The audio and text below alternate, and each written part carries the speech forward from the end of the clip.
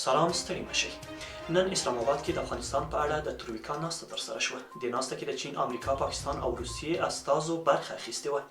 د ناستې پیل کې د پاکستان د بهرنیو چارو وزیر شاه محمود قریشي وویل چې هیڅوک نه غواړي افغانستان یو ځل بیا د کورنۍ جګړې د بیرته راګرځېدو شاهد وي.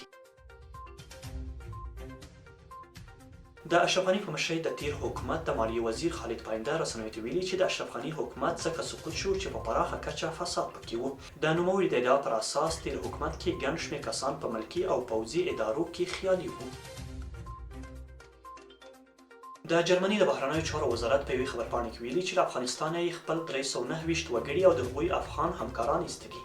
دا کسان قطر ته لیږدول شوي او ټاکل شوې ده چې له هغه ځایه به جرمني ته یوړل شي. د افغانستان د برېښنا شرکت وایي چې ایران سره یې د 100 میګاواټه برېښنا د اخیستو تړون کړی. د مسؤلینو په وینا دې سره به هرات، فراه او نیمروز ولایتونو کې د برېښنا د کمښت ستونزې حل شي.